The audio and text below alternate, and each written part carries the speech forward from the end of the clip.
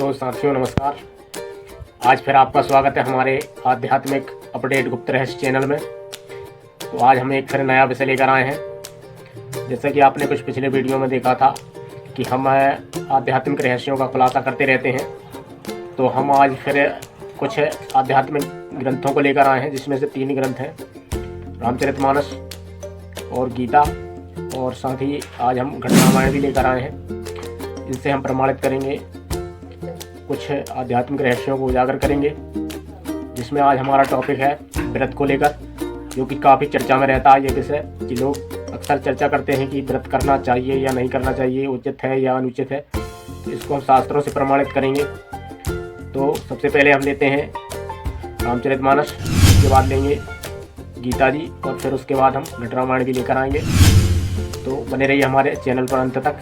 तो देखिए, शुरुआत करते हैं हम पहले इस ग्रंथ से, रामचरितमानस। तो साथियों, जैसा कि आप देख रहे हैं, यह है रामचरितमानस। ये गीता प्रेस गोरखपुर से भी प्रकाशित है। ये देखिए,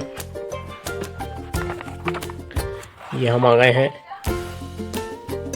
रामचरितमानस उत्तरकांड, पेज 1029।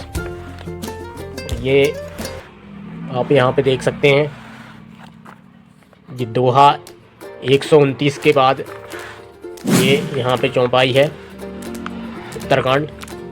यहाँ लिखा हुआ है, यही कलिकाल न साधन दूजा, जोग यज्ञ जप तप व्रत पूजा, रामहि सुमरहि गायहि रामहि, संतत सुनहि राम गुण ग्रामहि।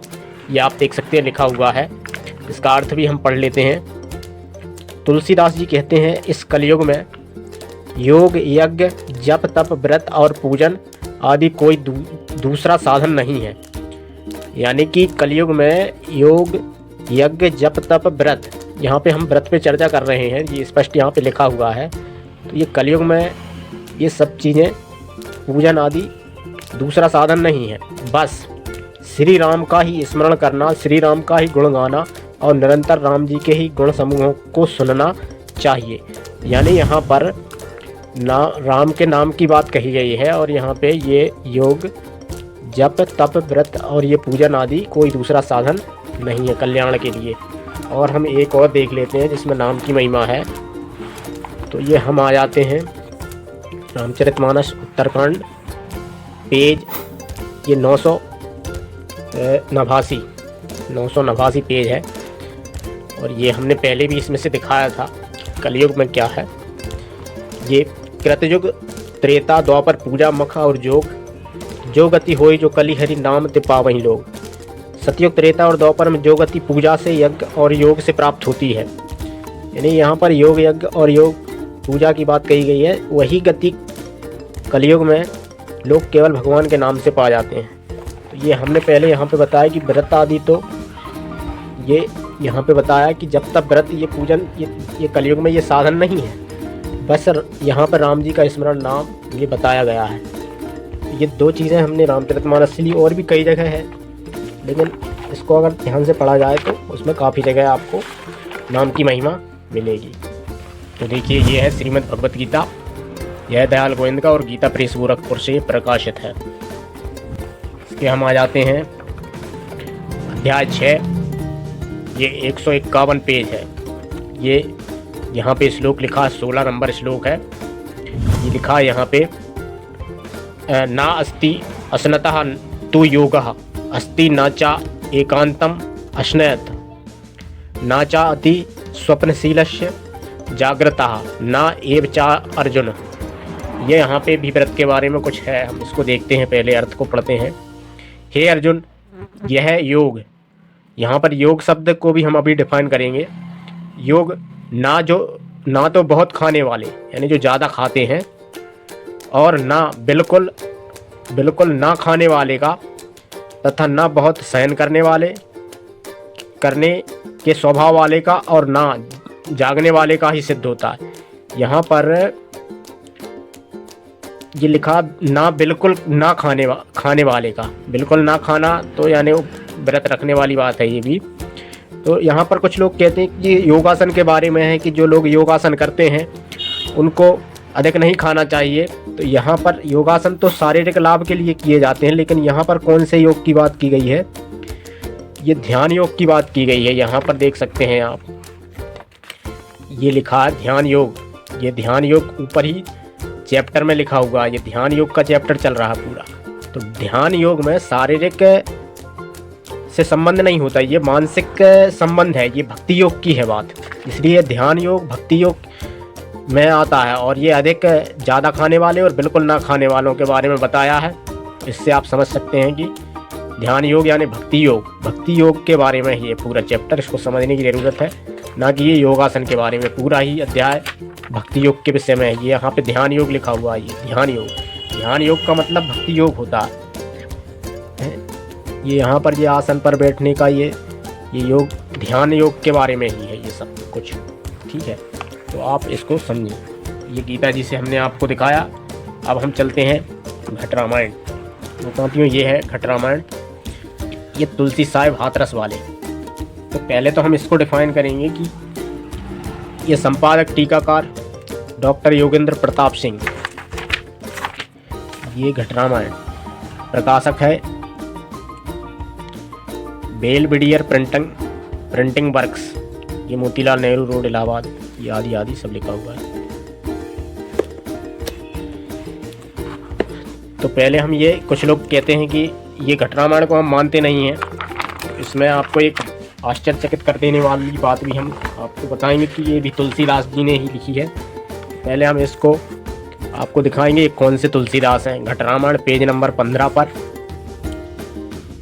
ये यहाँ पे चैप्टर ही दिया हुआ है, गोस्वामी तुलसीदास और तुलसी साहिब का एक के। मैंने इसमें ये बताने की कोशिश की गई है कि तुलसीदास, गोस्वामी तुलसीदास जिन्होंने रामचरितमानस लिखा है, वो और तुलसी साहिब ये दोनों एक ही हैं। यहाँ पे आप देख सकते हैं घट रामायण के रचनाकार तुलसी साहब अपने पूर्व जन्म का वृत्तांत देते हुए कुछ समय को तुलसीदास, स्वयं को तुलसीदास बताते हैं और कहते हैं कि संवत 1618 में मैंने घट रामायण, सर्वप्रथम घट रामायण की रचना की थी, किंतु काशी में पंडितों और जनसमुदाय के विरोध के कारण इसे छुपा दिया गया और लोगों को भ्रमित करने के लिए संवत 1631 में मैंने रामचरित किया। यहाँ पर आप स्पष्ट देख सकते हैं कि जो गोस्वामी तुलसीदास हैं वही तुलसी साहिब हाथरस वाले हैं, इनके ये पूर्व जन्म में ये तुलसीदास थे। यहाँ पर इसका वर्णन आपको मिलता है। तो आपकी ये शंका भी समाप्त हो जानी चाहिए कि हम तुलसीदास रामचरितमानस को ही मानेंगे, घट रामायण को नहीं मानेंगे। तो इस पर आप खुद विचार करें कि ये तुलसीदास और वो तुलसीदास एक ही हैं। यहाँ पर इसका स्पष्ट वर्णन दिया हुआ है, ये आप समझें।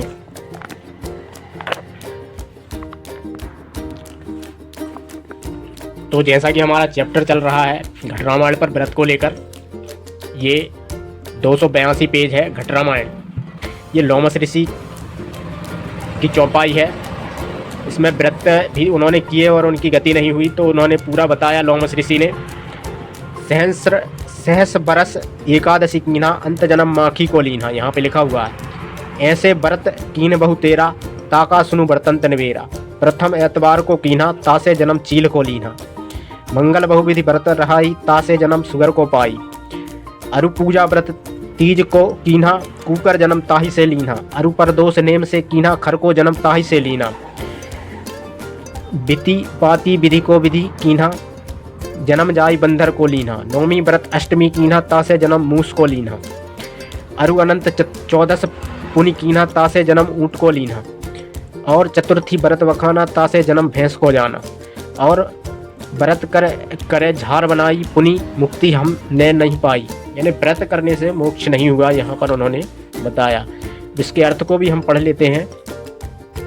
1000 वर्षों तक एकादशी का व्रत किया और अंत में माखी का जन्म लिया, ये लोमस ऋषि कह रहे हैं यहाँ पे।